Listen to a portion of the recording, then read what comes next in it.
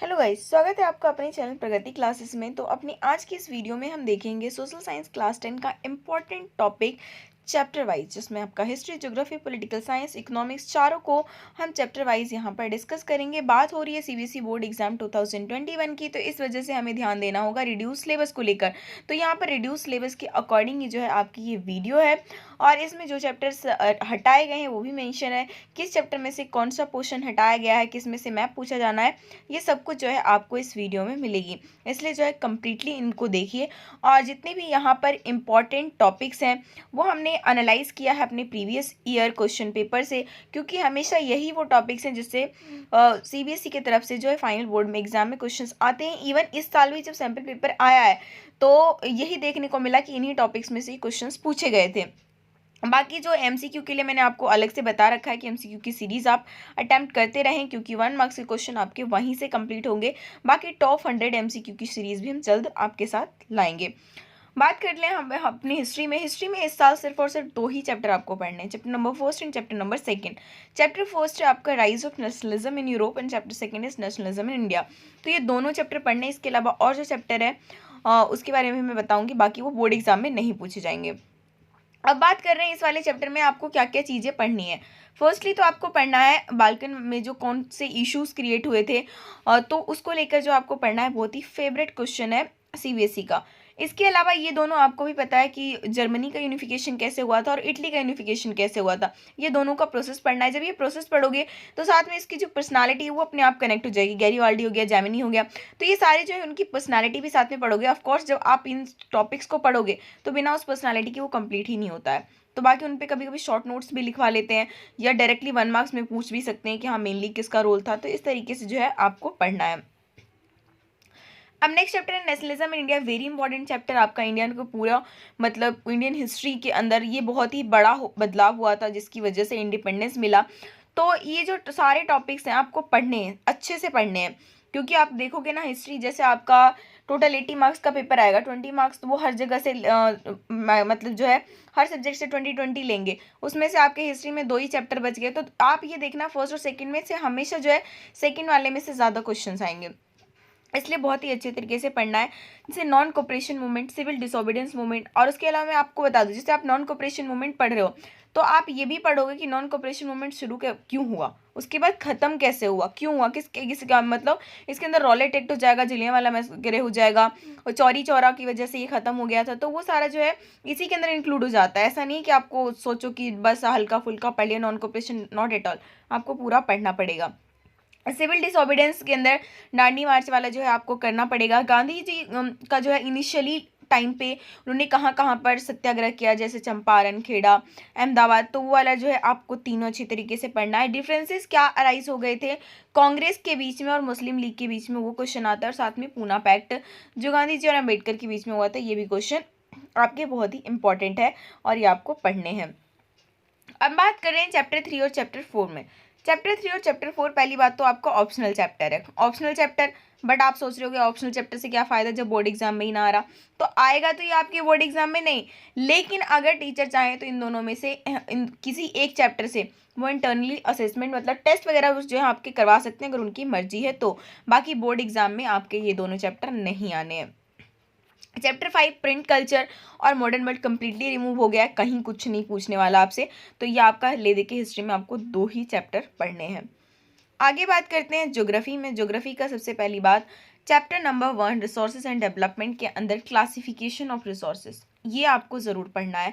इसके अंदर अलग अलग बेसिस को लेकर जो है रिसोर्सेज को इन्होंने क्लासीफाई किया है, तो उसको जो है आपको 3-4 बेसिस है उसको लेकर एक एक बार पढ़ोगे। बहुत ही इंटरेस्टिंग टॉपिक है, आपको समझ में आ जाएगा। नेक्स्ट आपको पढ़ना है कैरेक्टरिस्टिक्स ऑफ खादर एंड बांगर। खादर और बांगर जो है दोनों के अंदर क्या कैरेक्टरिस्टिक्स होती है और इनके बीच में डिफरेंस भी पूछ लेते हैं, तो ये आपको तैयार करना है। रेगुलर सॉइल का फीचर क्या होता है और ये कहाँ कहाँ इसके जो रीजंस हैं कहाँ कहाँ पाए जाते हैं, वो आपको यहाँ से पढ़ लेना है। आगे बात करते हैं चैप्टर नंबर 2 जो फॉरेस्ट एंड वाइल्ड लाइफ है, वो आपका जो है रिमूव कर दिया गया है, इसको आपको नहीं पढ़ना। चैप्टर 3 वाटर रिसोर्सेज का है, कुछ भी थ्योरी पोर्शन इसमें से एग्जाम में नहीं आएगा, लेकिन वाटर रिसोर्सेज में से मैप वाला आपको क्वेश्चन करना पड़ेगा। इस चीज़ को आप बहुत ही हाईलाइट करके अपने माइंड में सेट कर लीजिए कि वाटर रिसोर्सेज वैसे तो नहीं पढ़ना, लेकिन मैप के क्वेश्चंस जो हैं इससे पूछे जाएंगे। नेक्स्ट चैप्टर है एग्रीकल्चर का। एग्रीकल्चर में से 3 क्रॉपिंग सीजन्स ऑफ इंडिया जो है रबी, खरीफ और जायद करके जो है वो आपका क्वेश्चन इंपॉर्टेंट है और आएगा। उसके अलावा difference between subsistent and commercial agriculture farming बोल सकते हैं, ये भी आपका बहुत ही इंपॉर्टेंट टॉपिक है, आपको करना है।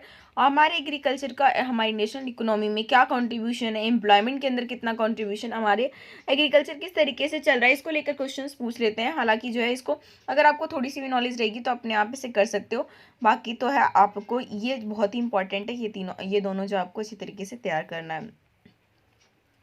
उसी तरीके से चैप्टर 5 जो है मिनरल एंड एनर्जी रिसोर्सेज, ये इसके अंदर मतलब थ्योरी पोर्शन नहीं आएगा, सिर्फ और सिर्फ मैप आएगा। जैसे वाटर रिसोर्सेज का था वैसे आपका इस वाले चैप्टर में भी है, सिर्फ और सिर्फ मैप आएंगे, बस इसका मैप तैयार आपको करना पड़ेगा। नेक्स्ट है मैन्युफैक्चरिंग इंडस्ट्री। मैन्युफैक्चरिंग इंडस्ट्रीज के अंदर आपको जो है क्या क्या पढ़ने हैं, that is wise iron steel industry called है बेसिक इंडस्ट्री। आयरन स्टील को हम बेसिक इंडस्ट्री क्यों कहते हैं, जूट इंडस्ट्री की क्या इंपॉर्टेंस है, कॉटन टेक्सटाइल इंडस्ट्री के अंदर क्या प्रॉब्लम है, ये बहुत ज़्यादा इंपॉर्टेंट क्वेश्चन है। उसके अलावा लार्ज स्केल और स्मॉल स्केल इंडस्ट्रीज में क्या फ़र्क है, ये क्वेश्चन आपसे पूछा जा सकता है। Next is chapter number 7 life lines of the national economy. इसके अंदर different type of roads in India is a very important, problem faced by Indian roadways के अंदर क्या प्रॉब्लम है, और रेलवे के अंदर क्या फीचर्स है उसके साथ, मतलब उसकी क्या अच्छी बात है और क्या बुरी बात है, ये भी करना पड़ेगा। पाइपलाइन ट्रांसपोर्ट 1-2 साल से पूछने लग गए हैं, और means of mass communication, this is the most important topic जो है आपका इस क्वेश्चन में बन जाएगा, क्योंकि आज के टाइम पे मास कम्युनिकेशन बहुत ज़्यादा मायने रखता है, इस वजह से इसमें से क्वेश्चंस भी ज़्यादा आपके पूछे जाते हैं, इसको तैयार करना है। मतलब यहाँ अगर देखा जाए तो आपके ज्योग्राफी में से टोटल 4 चैप्टर्स जो हैं आपके एग्जाम में आने वाले हैं। चैप्टर 1 हो गया आपका रिसोर्स एंड डेवलपमेंट, नेक्स्ट आपका agriculture, manufacturing industries and life lines of the national economy. अब 4 ही चैप्टर आ रहे हैं आपके, टोटल 20 मार्क्स का आएगा, तो एक एक चैप्टर से लगभग 5 मार्क्स का लगभग अप्रॉक्सीमेट बनेगा। बाकी जो +-1 आपका हो जाता है, इसमें कोई प्रॉब्लम वाली बात नहीं है। नेक्स्ट हम बात कर रहे हैं पॉलिटिकल साइंस के अंदर। पॉलिटिकल साइंस में चैप्टर 1 आपका आएगा पावर शेयरिंग का है, जिसके अंदर आपको कौन कौन से टॉपिक्स पढ़ने हैं, that is political problem faced bye Belgium. Belgium के अंदर कौन सी पॉलिटिकल प्रॉब्लम अराइज हुई थी और श्रीलंका के अंदर कौन सी प्रॉब्लम अराइज हुई थी, दोनों को लेकर कंपैरिजन करके आपसे पूछ लेते हैं कि दोनों की प्रॉब्लम कैसी थी, किस तरीके से अलग थी, तो इन दोनों को आपको पढ़ना होगा। नेक्स्ट है different form of power sharing in modern democracy में किस तरीके से जो है पावर शेयरिंग होता है, इसको लेकर जो है आपको टॉपिक्स जो है आपको पढ़ना है। नेक्स्ट चैप्टर 2 फेडरलिज्म का। फेडरलिज्म के अंदर तो आपको फेडरलिज्म क्या होता है और उसके मेन फीचर्स क्या है, ये आपको ज़रूर पढ़ना होगा, बहुत ही इंपॉर्टेंट है, हर साल ही इससे क्वेश्चन बन जाता है। इसके अलावा major step taken in 1992 toward decentralisation. 1992 में इंडिया ने क्या किया था, डिसेंट्रलाइज किया था, अपनी इकोनॉमी को वर्ल्ड इकोनॉमी से जोड़ा था, तो उसमें कौन कौन से स्टेप्स लिए गए थे, ले देखिए आपसे पूछेंगे। LPG, liberalisation, privatisation and globalisation, तीनों की मीनिंग्स आपको पता होनी चाहिए अच्छे से। तो ये चैप्टर आपका इतना ही है और आपको इतना ही पढ़ना है। चैप्टर नंबर 3 हो गया, 4 हो गया, 5 हो गया, तीनों के तीनों ही चैप्टर जो है रिमूव किया गया है, स्पेशली फॉर 2021 बोर्ड। अब बाद में 2022 में क्या होगा उसको तो बाद में पता चलेगा, बट फिलहाल अब आप 2021 के स्टूडेंट है तो आपको ये करना है, 3, 4, 5 आपको नहीं पढ़ने हैं। नेक्स्ट है chapter number 6 political parties. Political parties के अंदर आपको पढ़ना है merit and demerit of multi party system. हमारे इंडिया में मल्टी पार्टी सिस्टम है और इसके में क्या मेरिट है क्या डीमेरिट है, दोनों पढ़ना है। नेक्स्ट पॉलिटिकल पार्टी की कैरेक्टरिस्टिक्स और उसका फंक्शन करना है। Role of opposition in democracy and features of Congress party in India. But आजकल जो है बीजेपी को लेकर भी क्वेश्चन पूछ लेते हैं, क्योंकि बीजेपी अभी रूलिंग पार्टी है, तो इस वजह से कांग्रेस के साथ इस बार आप बीजेपी का जो है फीचर्स, उसका क्या मोटो है, क्या उनका मकसद रहता है, तो उसको लेकर भी आप ज़रूर पढ़ लेना। नेक्स्ट है आउटकम्स ऑफ डेमोक्रेसी को लेकर। आउटकम्स ऑफ डेमोक्रेसी में क्वेश्चन आता है difference between democracy and dictatorship, ये बहुत इंपॉर्टेंट क्वेश्चन है। इसके अलावा इस तरीके से स्टेटमेंट दे देते हैं या फिर कैसे भी करके आपसे डेमोक्रेसी की मेरिट्स पूछवा लेते हैं, लाइक ऐसे बोल दिया कि डेमोक्रेटिक गवर्नमेंट जो है और अल्टरनेटिव से बहुत अच्छा है, तो आप इसको एक्सप्लेन करो, तो सिंपल सी बात है, वो चाह ही यही रहा है कि आप इसकी तारीफ करो, मतलब यहाँ पर आप मेरिट ऑफ डेमोक्रेसी बताओगे। Chapter number 8 challenges to democracy, पिछले साल भी नहीं आया था, इस साल भी नहीं आएगा। तो यहाँ पर देख लेते हैं पॉलिटिकल में भी आपके जो टोटल 4 ही चैप्टर हैं, 1st chapter, 2nd chapter, 6th chapter और 7th चैप्टर। अब आगे चलते हैं इकोनॉमिक्स के अंदर। इकोनॉमिक्स जिसमें कि एक भी चैप्टर नहीं हटाया गया, क्योंकि टोटल 4 ही चैप्टर थे, 4 ही है और 4 ही रहेंगे, क्योंकि आपके जो चारों ही चैप्टर ना बहुत ही बेसिक है, बहुत ही सिंपल है और आपको ये सारे करने हैं। बाकी बस आप ये देख लीजिए कि कौन कौन से चैप्टर में से कौन कौन से टॉपिक्स पढ़ने हैं। फर्स्ट चैप्टर है डेवलपमेंट का, तो उसके अंदर sustainability of development, this is the most important question, कि सस्टेनेबिलिटी को लेकर जो क्वेश्चन जरूर पूछ लेते हैं आपसे। और इसके अलावा डिफरेंट कंट्रीज़ को किस तरीके से कंपेयर किया जाता है उसको लेकर जो है आपसे क्वेश्चन पूछ लेते हैं। तो अलग अलग टाइप के होते हैं कि कुछ ऑर्गेनाइजेशन जो है सिर्फ और सिर्फ नेशनल इनकम को लेकर कंपेयर करती है, जबकि दूसरे कुछ ऑर्गेनाइजेशन है जो वहाँ का हेल्थ भी देखती है, एजुकेशन भी देखती है, वहाँ की लाइफ एक्सपेक्टेंसी भी देखती है। तो इस तरीके से जो है क्वेश्चंस आपसे पूछे जाते हैं। नेक्स्ट है सेक्टर्स ऑफ इंडियन इकोनॉमी। इसके अंदर प्राइमरी, सेकेंडरी और टेरिटरी सेक्टर का डिफरेंस पता होना चाहिए। हालांकि ये क्वेश्चन इस बार आपको ऑप्शनल टाइप ही देखने को मिलेगा। Division of sector as organised and और अनऑर्गेनाइज, जो सेक्टर्स को ऑर्गेनाइज सेक्टर और अनऑर्गेनाइज सेक्टर का के बीच में डिफरेंस पूछ लेते हैं, और किस तरीके से हमें मतलब कि गवर्नमेंट ने या फिर किस तरीके से प्रोटेक्ट करें हम और अनऑर्गेनाइज सेक्टर को, क्योंकि वहाँ पर लोगों से काम भी ज़्यादा करवाया जाता है, सैलरी भी कम दी जाती है, उनको टॉर्चर भी किया जाता है। तो किस तरीके से उनको प्रोटेक्ट कर सकते हैं और गवर्नमेंट ने इसके लिए क्या किया है, ये क्वेश्चन यहाँ से बनता है। और ज़्यादा से ज़्यादा एम्प्लॉयमेंट जनरेट कैसे किया जा सकता है, गवर्नमेंट की क्या स्कीम है, जितनी मनरेगा आई है या फिर प्रधानमंत्री रोजगार योजना एंड ऑल, तो उनको जो है 2-3 स्कीम्स को आपको यहाँ इसके लिए पढ़ लेना होगा। नेक्स्ट है money and credit. Money and credit के अंदर फंक्शनिंग ऑफ मनी, मनी का मेन फंक्शन क्या है, ये क्वेश्चन इस बार आप एक्सपेक्ट करो एमसीक्यू के अंदर। व्हाट इज बैंकिंग एंड उसका मेन फीचर क्या होता है। Functioning of self help group, this is the most important topic for 2021 board.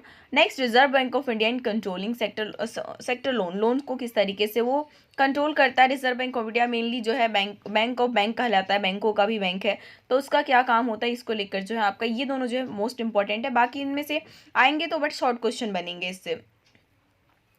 Next है globalisation and Indian economy. Globalisation and Indian economy के अंदर impact of globalisation in India करना होगा। Liberalisation and privatisation आपको करना होगा। इम्पैक्ट ऑफ WTO का क्या इम्पैक्ट है इंडियन इकोनॉमी में, MNCs क्या होते हैं और उसका फंक्शन क्या होता है, this is the most important. MNC से हर साल क्वेश्चंस आते हैं। आई होप जो है अब आपको कोई कन्फ्यूजन नहीं रहे होंगे इन टॉपिक्स को। आपको क्या करना है, जो भी आपके पास बुक है, नोट्स है, उसमें निशान लगा लीजिए, उसमें स्टार बना लीजिए कि हाँ इन टॉपिक्स को मुझे बहुत अच्छी तरीके से पढ़ना है और उसको जो है हर हाल में करना ही करना है। बाकी वीडियो को अपने दूसरे दोस्तों के साथ भी शेयर कीजिए, वीडियो को लाइक कीजिए, चैनल पर नए हैं तो सब्सक्राइब करके बेल आइकन क्लिक कर लीजिए ताकि हर नई वीडियो की नोटिफिकेशन आपको मिल सके और आप वीडियो को टाइमली देख सको।